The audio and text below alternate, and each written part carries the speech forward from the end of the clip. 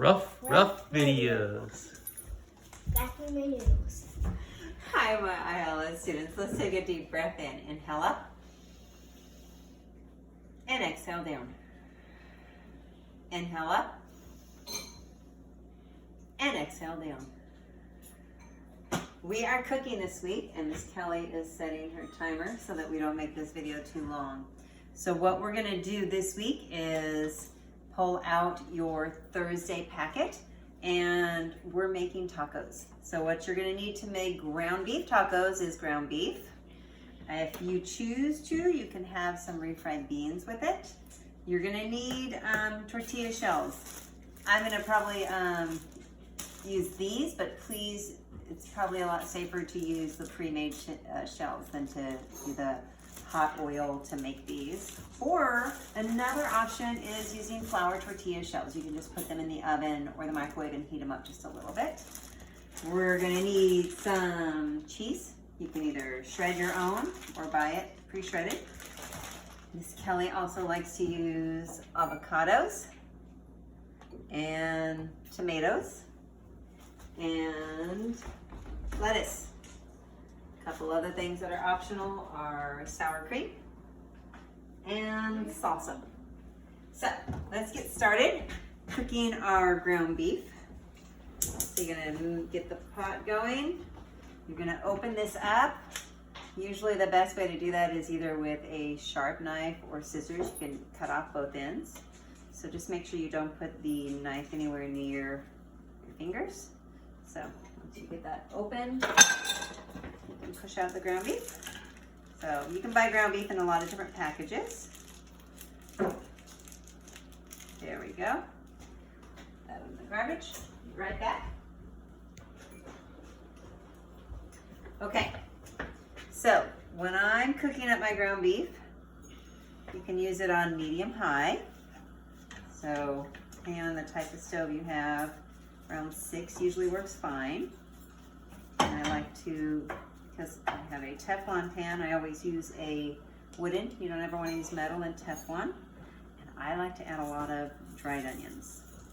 Fresh onions in my mind are better, but all the people that I cook tacos for do much better with the small chopped up dried onions.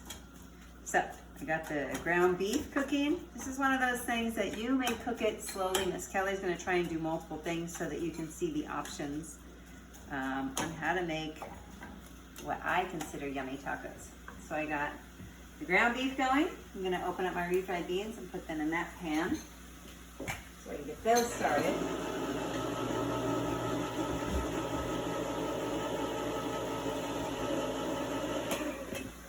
Miss Kelly forgot to make sure you all know to wash your hands before you start cooking. You do not want to cook unless your hands are already washed. Oh, I need a butter knife to get this out. So make sure your hands are clean. Get the ground beef started. Now I'm going to put in. So there are ways to make homemade beans. Miss Kelly is trying to make this the easiest method possible because this is probably one of our most complicated cooking that we've done. I'm excited to cook with you all and see how you like it. So I now have my hamburger going. I have my refried beans in. So what Miss Kelly loves to do is when I make my refried beans, I love to add a little more to them. I like to add a lot of salsa. If you need to put that in the sink, go ahead, Mama. I like to add a lot of salsa and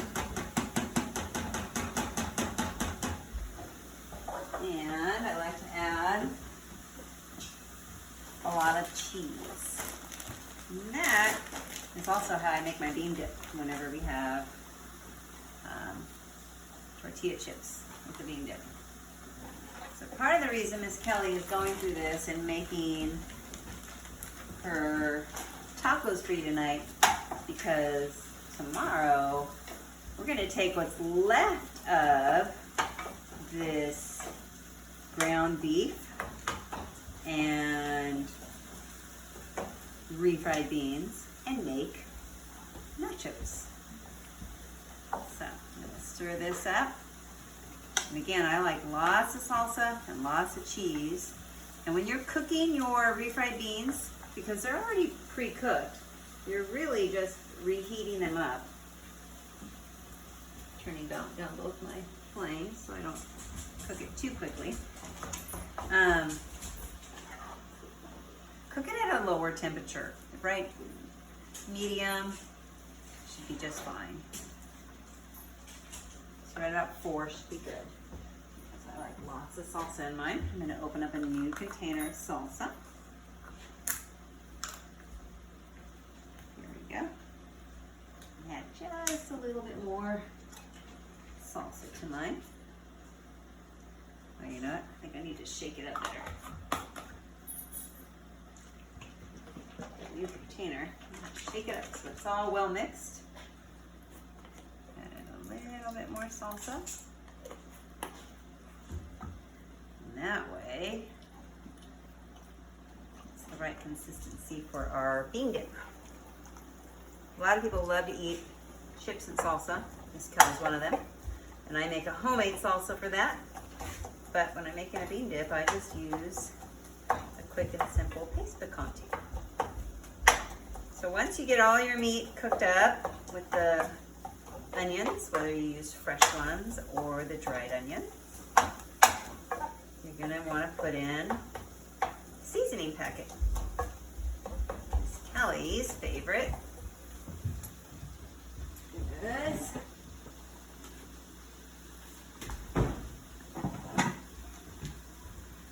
hot taco seasoning packet.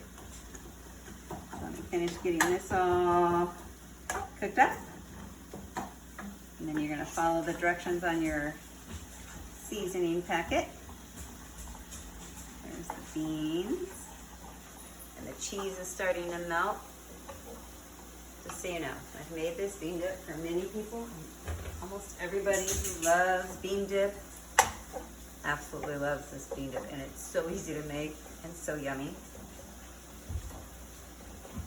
I got my meat. I like to use this to cut up my hamburger as much as possible so that it's easier to put into the shell.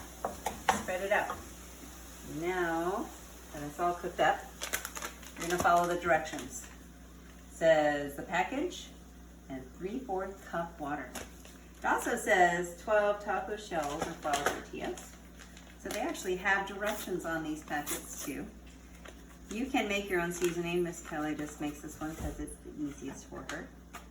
Depending on your hamburger, you may or may not need to take out the oil or the fat, but Miss Kelly's is 90%.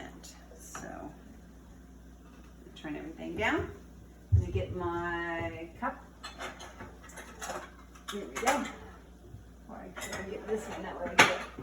3/4 of a cup of water.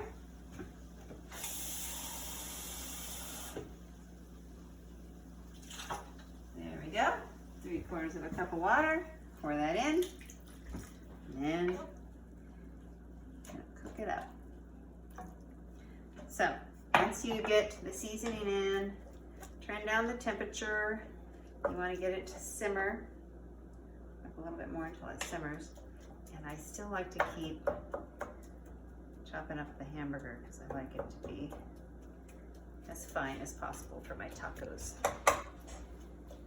So this is a great thing that we can all practice on cooking and getting it ready. While we're letting this cook away, I only have 1 more minute left, so I better finish up quickly. You can use, like I said, the flour tortillas.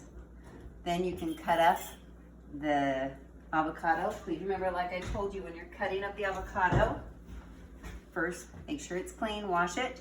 Then you're gonna cut around the seed. Just like that. Turn it, open it. You can cut off any part that's not good. I'm gonna get my cutting board so I don't show you bad habits, because I want you guys to all do this with good habits. Cut off that bad part and cut it down the middle so you have 1/4 of it. And then And do the same thing as Kelly showed you before. Slice just like that, very gently, because it's very easy to go through the avocado. And then put it in just like that.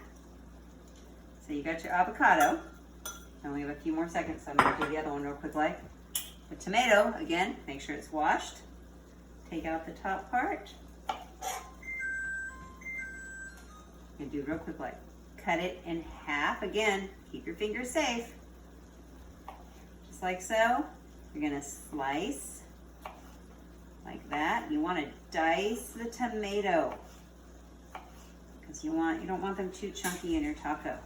And dice again. Keep your fingers away from the blade. Then you have tomatoes, avocado. I already have shredded shredded cheese. When it comes to the lettuce, rinse it off very well. Pull off how many ever leaves you're going to want to do and just slice it very thinly. Slice it nice and thin, and you can go the other way, and it's real easy to put on your taco. I hope you guys enjoy doing this activity because I think we've reached a point where we can start getting a little more complicated with making meals that you can enjoy, because when we're in that classroom, I want you guys to start cooking meals and having fun and helping each other out. I hope you guys are doing great, and I'll talk to you soon. Bye-bye. Rough videos.